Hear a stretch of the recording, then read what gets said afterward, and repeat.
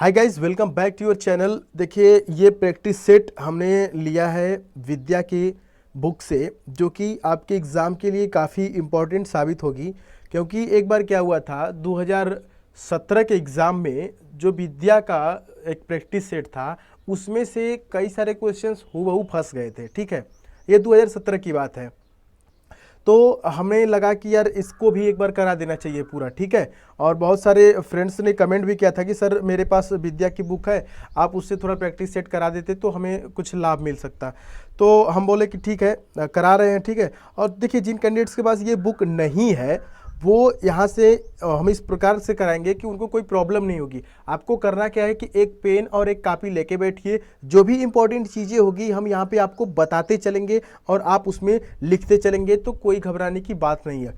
देखिए, आप कितनों पार्ट ऑफ स्पीच पढ़ लें या फिर कोई भी चीज़ पढ़ लें इंग्लिश की, ठीक है, जब तक आप प्रैक्टिस सेट नहीं सॉल्व करेंगे ना, तब तक आपको कोई आइडिया नहीं लगने वाला कि यार मैं सही कर रहा हूँ या फिर गलत कर रहा हूँ। ठीक है, और देखिए मैंने ऑलरेडी कह चुका है कई बार कि जब तक आप प्रैक्टिस सेट में 15 प्लस नंबर नहीं लाते हैं, मतलब प्रैक्टिस सेट सॉल्व करते रहिए, आप देखिए कितने नंबर आ रहे हैं, लेकिन जिस दिन आपके 15 प्लस नंबर आने लगे ना, उस दिन समझिए कि आपकी सफलता 100% निश्चित है।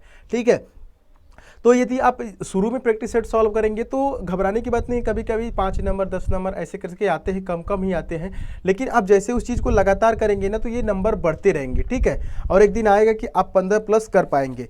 और इसीलिए कुछ कैंडिडेट्स ऐसे हैं जो कि नहीं कर पाते हैं, तो उनके लिए हमने प्रैक्टिस सेट लाया है यहाँ पे, ताकि जैसे कि हम जब करेंगे ना तो वो हमारे साथ सीखेंगे कि यार नहीं कैसे कर रहे हैं सर, कैसे करते हैं। आप उस चीज़ को देख देख के और यहाँ से सीख जाएंगे कि नहीं प्रैक्टिस सेट को सॉल्व कैसे करते हैं।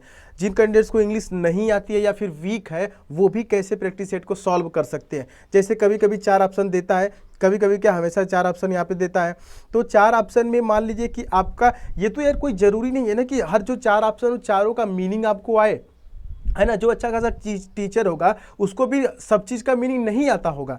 तो इसमें क्या है कि अगर चारों चीज़ का आपको मीनिंग नहीं आ रहा है, फिर भी आप ऐसे एलिमिनेट करके भी तो लगा सकते हैं कि यार ये वाला ऑप्शन तो बिल्कुल नहीं हो सकता। तो किस प्रकार से सॉल्व करते हैं वो चीज़ आपको यहाँ पे सीखने को मिलेगी। तो माय डियर फ्रेंड्स, जो नए कैंडिडेट्स हैं वो इस चैनल को सब्सक्राइब करके नोटिफिकेशन बेल ऑन कर लें, क्योंकि ऐसी इंपॉर्टेंट वीडियोज़ हम लाते रहेंगे। और जो भी हमारे पुराने कैंडिडेट्स हैं उनसे एक रिक्वेस्ट है कि वो अपने फ्रेंड्स लोगों से थोड़ा चैनल को शेयर करके और सब्सक्राइब करवाएं, ताकि हमें और मोटिवेशन मिल सके और उनके लिए हम बेहतर प्रोवाइड करा सकें। ठीक है, तो इसी के साथ चलिए शुरू करते हैं ये वाला प्रैक्टिस सेट जो कि विद्या से लिया गया है, और ये प्रैक्टिस सेट नंबर 1 है, जैसा कि आप देख सकते हैं। ठीक है, तो चलिए यहाँ पे प्रश्न नंबर 1 शुरू करते हैं। कॉपी पेन लेके बैठ जाइए। ठीक है, और जिनके पास ये बुक है वो बुक ओपन करके बैठ जाइए। देखिए, दिया है फर्स्ट वाला, हमेशा की तरह डायरेक्शन पढ़ेंगे। दिया है सेलेक्ट द करेक्ट वर्ब। घबराने की बिल्कुल जरूरत नहीं है। इंग्लिश में 20 क्वेश्चन के लिए आपके पास 20 मिनट होते हैं। 20 मिनट एनफ है, बहुत एनफ है। ठीक है, क्वेश्चन आपको देखते ही आंसर समझ में आ जाएगा। देखिए, दिया है द प्रिंसिपल, यहाँ पे स्पेस दिया है, फिल इन द ब्लैंक करना है, करेक्ट वर्ब चुनना है।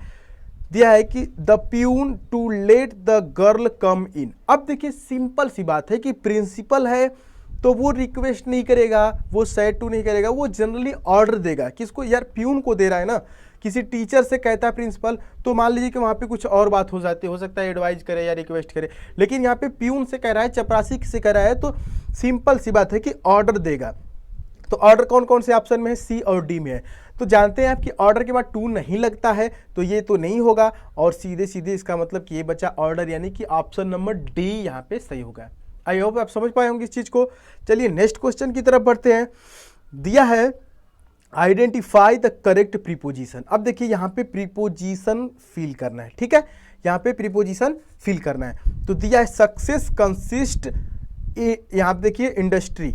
ठीक है, तो यहाँ पे ए ऑप्शन यानी कंसिस्ट के साथ इन का प्रयोग होता है। देखिए यहाँ पे हम फिक्स्ड प्रीपोजिशन भी करा रहे हैं, और उसकी प्लेलिस्ट ऑलरेडी बन गई है, और कुछ वीडियो जो बाकी है वो अपलोड हो रहे हैं, तो वहाँ से आप उसको देख लीजिए, आपको काफ़ी मदद मिलेगी। तो कुछ चीज़ें हम वहाँ पे आपको इकट्ठा दे रहे हैं, और जो चीज़ नहीं मिल पा रही है वहाँ पर बच रही है, वहाँ इस आप प्रैक्टिस सेट के माध्यम से यहाँ से आप देख सकते हैं। अब यहाँ पे इसको लिख लीजिए कि कंसिस्ट के साथ इनका प्रयोग किया जाता है। ठीक है, चलिए क्वेश्चन नंबर 3 देखते हैं। देखिए वीडियो हो सकता है कि लंबा हो जाए, लेकिन मेरा पर्पज है कि आपको एकदम डिटेल से चीज़ों को समझाना। ठीक है, अगर यदि आपको आता है तो कोई बात नहीं है, आप चैनल को स्किप कर सकते हैं, वीडियो को स्किप कर सकते हैं, लेकिन जिनको सीखना है, जिनको 100% सफलता पाना है, उन्हें ये वीडियो देखना ही है। ठीक है, चलिए क्वेश्चन नंबर 3 की तरफ बढ़ते हैं। देखिए ये बार आपको बता दें कि पूछा जा चुका है, ह्यूमरस की स्पेलिंग क्या होती है, ये एग्जाम में पूछा जा चुका है।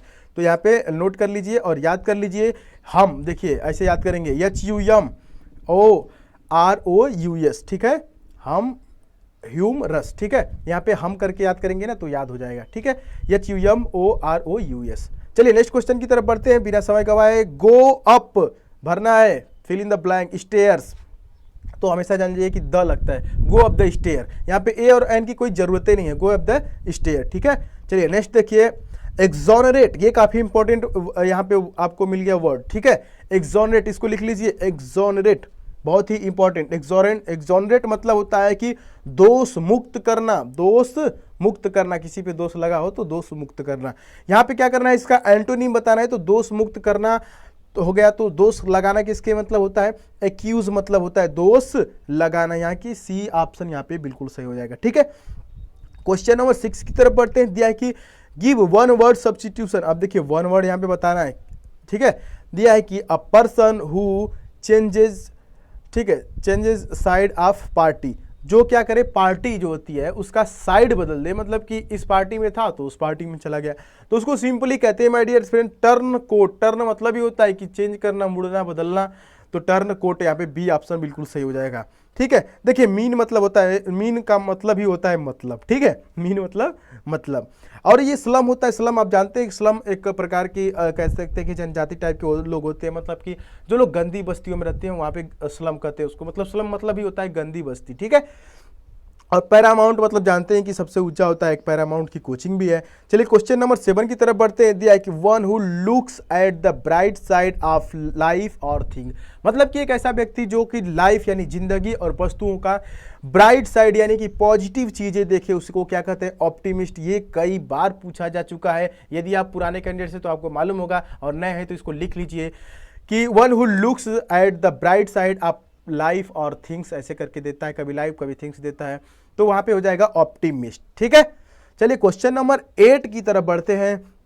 दिया हुआ है कि आइडेंटिफाई द करेक्ट चॉइस, यहाँ पे करेक्ट करना है।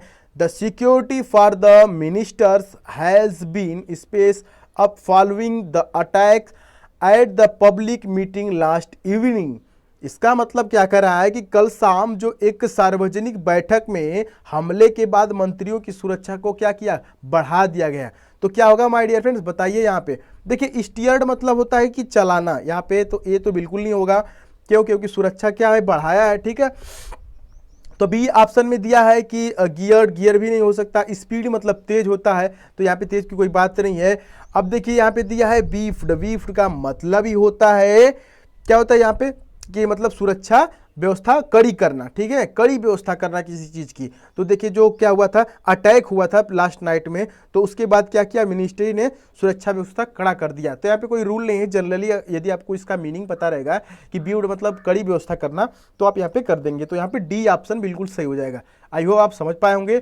चलिए देखते हैं कि क्वेश्चन नंबर 9 दिया है कि एडमोनिस। ठीक है, एडमोनिस का मतलब क्या होता है बताइए। एडमोनिस का मतलब होता है चेतावनी देना या फिर धमकी देना। तो यहाँ पे साइनोनिम बताना, यानी कि सिमिलर वर्ड, सेम वर्ड बता रहा है। तो देखिए इसको याद करेंगे कैसे कि आपका मनीष कोई फ्रेंड होगा तो उसको ऐड करेंगे, यानी कि एडमोनिस। एडमोनिस मतलब कि आप उसको धमकी दे रहे हैं। तो यहाँ पे इसको मीनिंग इसका इस तरह याद कर लेंगे। और देखिए इसका सेम मीनिंग हो जाएगा थ्रेटन। थ्रेटन माने आप जानते हैं जनरली थ्रेटन मतलब होता है धमकी देना। ठीक है, आई होप आप समझ पाए होंगे। चलिए नेक्स्ट क्वेश्चन की तरफ बढ़ते हैं। देखिए क्वेश्चन नंबर 10 में दिया है fill in the blank with suitable conjunction. अब देखिए कंजक्शन यहाँ पे भरना है। दिया है कि hardly had he reached the college space the bell rang. अब देखिए जो भी मेरा कैंडिडेट्स पुराने हैं, जो मैंने अरिहंत से जो प्रैक्टिस सेट जो मैंने सॉल्व किया था उसमें ये क्वेश्चन पूछा गया है और ये एग्जाम में भी कई बार पूछा जा चुका है। मतलब कि देखिए आप पेन उठाइए और लिख लीजिए कि हार्डली के बाद हमेशा वेन का प्रयोग होता है। हार्डली के साथ वेन का प्रयोग होता है। हार्डली यहाँ पे आया ना तो आगे जो भी प्रीपोजिशन आएगा, सॉरी जो भी कंजक्शन आएगा वो वेन होगा, आपको आंख मूंद कर लगा देना है। तो यहाँ पे ऑप्शन नंबर सी हो जाएगा। ठीक है, आई होप आप समझ पाए होंगे। चलिए नेक्स्ट क्वेश्चन की तरफ बढ़ते हैं। दिया 11 में एडजेक्टिव बताना है ग्लूम का। तो ग्लूम का सिंपली एडजेक्टिव क्या हो जाएगा, ग्लूमी हो जाएगा। ठीक है, चलिए नेक्स्ट देखते हैं। दिया है बेसिस। बेसिस का क्या करना है, प्लूरल फॉर्म बताना है। बेसिस का प्लूरल फॉर्म बताना है, तो यहाँ पे हो जाएगा BASES। ठीक है, आई होप समझ पाए होंगे। चलिए नेक्स्ट क्वेश्चन की तरफ बढ़ते हैं। दिया है ही ऑफर्ड अस, क्या किया उसने, मुझे ऑफर दिया, space food item for the lunch and we were happy. ठीक है, हम खुश थे ऑफर पाके, ठीक है, लंच के लिए। अब बताइए यहाँ पे फूड दिया है ना, फूड से ही आपको क्लू समझ में आ जाएगा। फूड मतलब क्या होता है माय डियर फ्रेंड्स, भोजन होता है।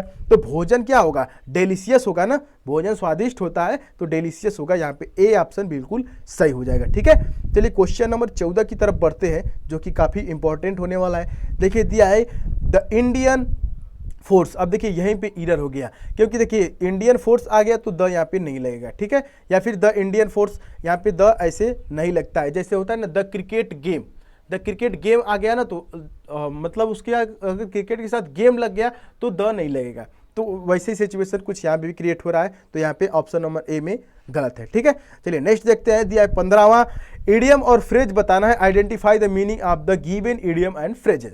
दिया to fish in trouble waters. अब देखिए जो भी मेरा कैंडिडेट पुराना है वो जो देखे होंगे मेरे इडियम और फ्रेज का जो प्लेलिस्ट बना हुआ है, वहाँ से अब यदि आप देखे होंगे तो आपको मालूम होगा, या फिर पिछली जो प्रैक्टिस सेट पिछला था उसमें भी एक क्वेश्चन फंसा हुआ था कि to fish in the trouble water. मैं कह रहा हूँ ना बार बार कि यार रिपीटेड क्वेश्चन देता है, इसलिए बार बार हर प्रैक्टिस सेट वाले वही क्वेश्चन डालते हैं, क्योंकि रिपीट करता है और उनके प्रैक्टिस सेट से फंसता भी है, इसलिए वो वही चीज़ बार बार डालते हैं। अब देखिए इसको कैसे याद करेंगे।